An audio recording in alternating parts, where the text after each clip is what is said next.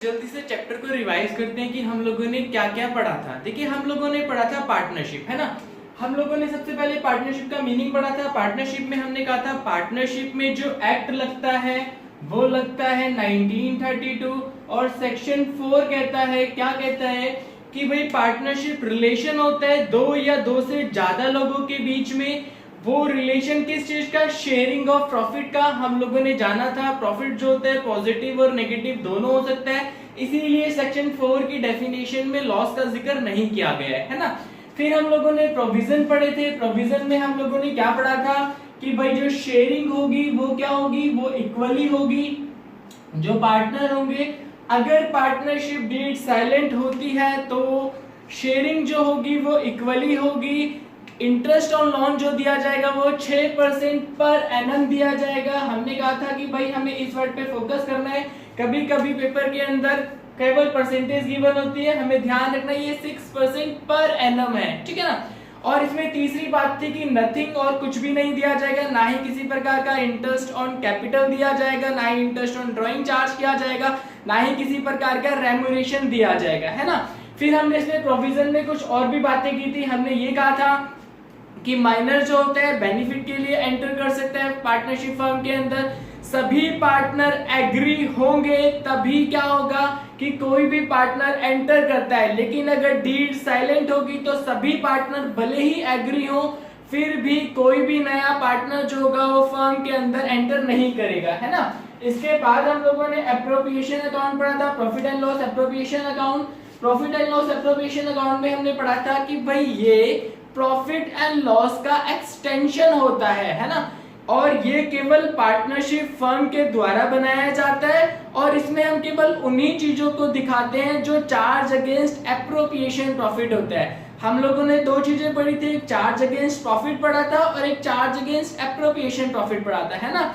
Charge against profit का मतलब होता है चाहे भले ही लॉस हो या प्रॉफिट हो हर हाल में दिया जाएगा। और चार्ज अगेंस्ट प्रॉफिट में क्या पढ़ा था कि केवल प्रॉफिट होगा तभी दिया जाएगा, है ना।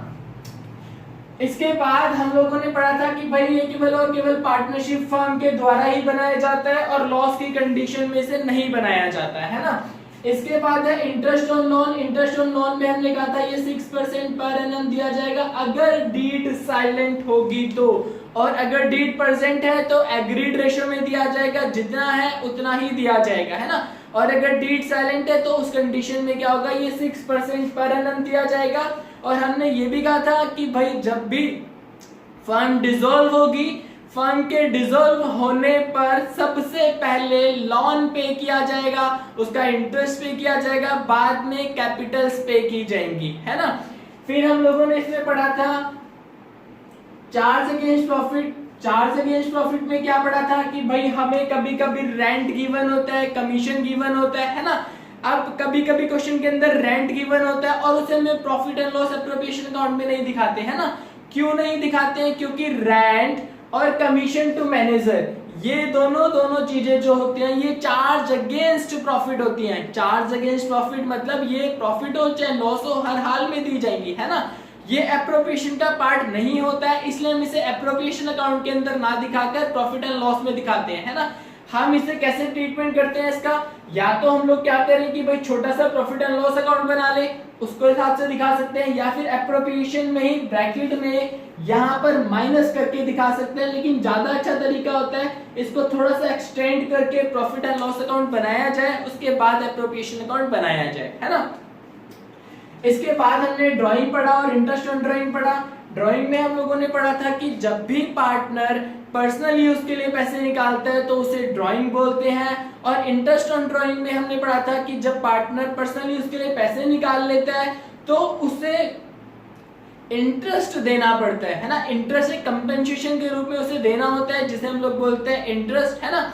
अब इसमें हम लोगों ने क्या पढ़ा था कि भाई इंटरेस्ट में भाई इसको निकालने के 3 मेथड होते हैं, सिंपल मेथड, प्रोडक्ट मेथड और एवरेज मेथड, है ना। सिंपल मेथड में क्या होता है कि जब हम इंडिविजुअल प्रेफरेंस देते हैं तो हम सिंपल मेथड को यूज करते हैं, और प्रोडक्ट मेथड हम लोग यूज करते हैं जब हम अनइक्वल अमाउंट अनइक्वल इंटरवल में निकालते हैं। हम अनइक्वल अमाउंट अनइक्वल इंटरवल में जब निकालते हैं तो हम उसे सिंपल मेथड से भी निकाल सकते हैं और प्रोडक्ट मेथड से भी निकाल सकते हैं, लेकिन हम ज्यादा प्रेफरेंस प्रोडक्ट मेथड को देते हैं। और एवरेज वाले में क्या था कि जब इक्वल अमाउंट इक्वल इंटरवल में निकालते हैं तो हम लोग एवरेज मेथड का यूज करते हैं, ठीक है ना। एवरेज मेथड में हम लोगों ने 3 पॉइंट पढ़े थे। हो सकता है कि उसने इक्वल अमाउंट बिगिनिंग में निकाला हो सकता है कि उसने इक्वल अमाउंट मिडल में निकाला हो सकता है कि उसने इक्वल अमाउंट एंड में निकाला हो, है ना। तो उसके लिए हम लोगों ने एक छोटा सा फॉर्मूला पढ़ा था, अगर बिगिनिंग में निकालेगा तो हमें ये यूज करना है, मिडल में निकालेगा तो ये यूज करना है, और एंड में निकालेगा तो हमें n-1 यूज करना है। और ये मंथ है ना। इसमें हम लोगों ने क्या पढ़ा था कि टोटल ड्राइंग जैसे उसने कहा कि भाई वो 400 रुपए बिगनिंग में निकालता है तो 12 महीने तक निकालेगा। अगर 12 महीने का पीरियड होगा तो अगर 10% इंटरेस्ट होगा तो ये हो जाएगा, और यहाँ पर ये वाला बिगनिंग वाला फॉर्मूला लगाएंगे और 1/12, ठीक है ना। ये 1/12 इसलिए लिया है क्योंकि 1 महीने का निकालने के लिए 1/12 होता है, 2 महीने के लिए निकालने के लिए 2/12 है, 3 महीने के लिए निकालने के लिए 3/12 है। यहाँ पे एवरेज बेसिस पे निकालते हैं, इसीलिए यहाँ पर कितना 6.5 महीने लेते हैं, ठीक है ना। फिर इसके बाद हम लोगों ने पढ़ा था कि अगर पर एनम वर्ड गिवन नहीं होता तो टाइम फैक्टर को बिल्कुल ही भूल जाते हैं, और टाइम गिवन होता है तो टाइम के अकॉर्डिंग निकालते हैं, और जब टाइम गिवन ही नहीं होता तो उस कंडीशन में 6 मंथ का जो इंटरेस्ट होता है वो कैलकुलेट किया जाता है ना। इसके बाद हमारे पास इंटरेस्ट ऑन कैपिटल भी एक प्रकार का कंपनसेशन होता है जो फर्म पे करती है पार्टनर को। क्यों? क्योंकि उसने कैपिटल का कंट्रीब्यूशन कर रखा है फर्म के अंदर, है ना। अब इंटरेस्ट ऑन कैपिटल और इंटरेस्ट ऑन ड्राइंग केवल तभी दिया जाता है जब वैलिड डीड मतलब कि रिटर्न एग्रीमेंट होगा, तभी ये दोनों दिए जाएंगे, वरना ये दोनों नहीं दिए जाएंगे। इस बात का हमें ध्यान रखना है, ठीक है ना। इंटरेस्ट ऑन कैपिटल में हम लोगों ने कहा था ये बिल्कुल सिंपल होता है। इसमें जो भी अमाउंट कैपिटल का होता है उसको रेट अपन में 100 कर देते हैं। बस हमें ये बात ध्यान में रखनी होती है कि इंटरेस्ट ऑन कैपिटल हमेशा इनिशियल कैपिटल यानी कि ओपनिंग कैपिटल पर ही लगाया जाएगा, क्लोजिंग कैपिटल पर नहीं लगाया जाता। कभी कभी क्वेश्चन के अंदर क्लोजिंग कैपिटल गिवन होती है तो इसके लिए हमें ओपनिंग कैपिटल निकालनी होती है। उसके लिए हम लोगों ने क्या पढ़ा था भाई, क्लोजिंग कैपिटल जो भी होगी हमारे पास उसमें हम लोग ड्रॉइंग ऐड कर लेंगे, और अगर प्रॉफिट हम लोगों ने डिस्ट्रीब्यूट कर रखा है तो प्रॉफिट माइनस कर देंगे, अगर एडिशनल कैपिटल होगी तो वो भी माइनस कर देंगे। ये हमारे पास ओपनिंग कैपिटल आएगी जिसमें हमें इंटरेस्ट ऑन कैपिटल प्रोवाइड करना होता है, ठीक है ना। इसके बाद है हमारे पास पास्ट एडजस्टमेंट में हमने पढ़ा था कि जब हम फाइनल अकाउंट बनाते हैं तो हमारे सामने कुछ ऐसे एरर सामने आते हैं जो पीछे हो गए थे। मतलब जैसे हमने का इंटरेस्ट ऑन कैपिटल प्रोवाइड नहीं कर रखा था या प्रोवाइड कर रखा था तो गलत अमाउंट से प्रोवाइड कर रखा था, हमने इंटरेस्ट ऑन ड्राइंग नहीं चार्ज कर रखा था, या प्रॉफिट को डिस्ट्रीब्यूट कर रखा था रॉन्ग रेशियो के अंदर, है ना।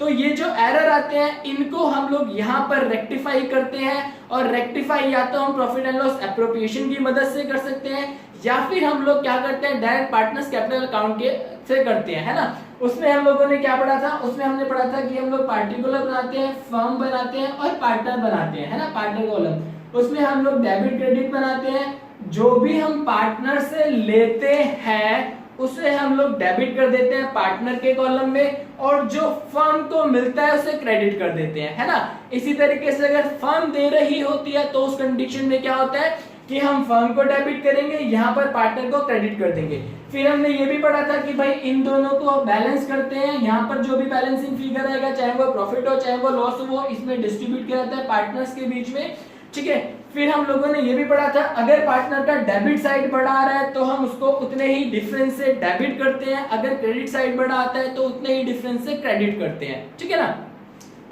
और हमने इसमें एक और बात पढ़ी थी, अगर मान लीजिए हमने 5% इंटरेस्ट जो है ऑन ड्राइंग, ठीक है, हमें ये चार्ज करना था लेकिन हमने 6% कर रखा है, तो हम इसे दो तरीके से कर सकते हैं, या तो 1% ले लो, है ना, या फिर सारा वापस लेके फिर दे दो, ठीक है। फिर इसके बाद हम लोगों ने गारंटी ऑफ प्रॉफिट पढ़ा था। गारंटी ऑफ प्रॉफिट में हमने क्या पढ़ा था, गारंटी ऑफ प्रॉफिट में क्या होता है कि गारंटी दो तरह की होती है। पहली गारंटी ये कि फर्म एक नए पार्टनर के एंटर करने के लिए गारंटी ले रही है कि भाई कोई भी नया पार्टनर फर्म के अंदर एंटर करेगा तो उसे मिनिमम इतना अमाउंट दिया जाएगा, है ना। और दूसरी गारंटी ये होती है कि जो पार्टनर होता है वो फर्म को गारंटी देता है कि भाई मेरे एफर्ट से आप मिनिमम इतना अमाउंट तो कमाओगे ही कमाओगे, है ना, इतना पैसा कमाओगे ही कमाओगे। अब हम लोग पहले बात करेंगे फर्म की। जब फर्म में कोई भी पार्टनर एंटर करता है तो उसकी गारंटी या तो पूरी की पूरी फर्म ले सकती है या कोई पार्टनर ले सकता है इंडिविजुअल, है ना। अब ये पार्टनर एक भी हो सकते हैं, दो भी हो सकते हैं, दो से ज्यादा भी हो सकते हैं, ठीक है। अगर फर्म लेती है और उसका मिनिमम गारंटीड अमाउंट कम आता है तो जो भी डेफिशिएंसी यानी कि जो जितना भी अमाउंट कम आ रहा है वो सारा का सारा फर्म बियर करेगी। फर्म का मतलब जितने पार्टनर होंगे सबके रेशियो में डिस्ट्रीब्यूट किया जाएगा। और अगर पार्टनर ने ले रखा है तो इंडिविजुअल पार्टनर या जिन लोगों ने ले रखा है बस वही लोग बियर करेंगे, है ना।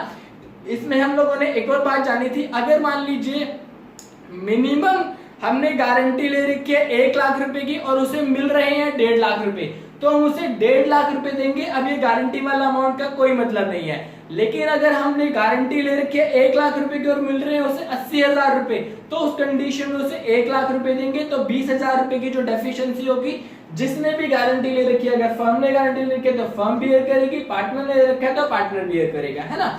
इसके बाद हमारे पास एक और गारंटी में हमने ये भी जाना था कि भाई अगर पार्टनर कहता है कि मेरे एफर्ट से आप इतना तो कमाओगे ही कमाओगे, है ना। जब पार्टनर कहता है कि मेरे एफर्ट से इतना इतना कमाओगे, पार्टनर ने कहा कि भाई मैं आपको 1 लाख रुपए की अर्निंग कर दूंगा, है ना, और ये अर्निंग उसकी कम हो जाती है तो उस कंडीशन में फर्म जो होती है उसके कैपिटल अकाउंट से या उसके करंट अकाउंट से ये जो मिनिमम गारंटी का अमाउंट होता है वो चार्ज कर लेती है, ठीक है ना।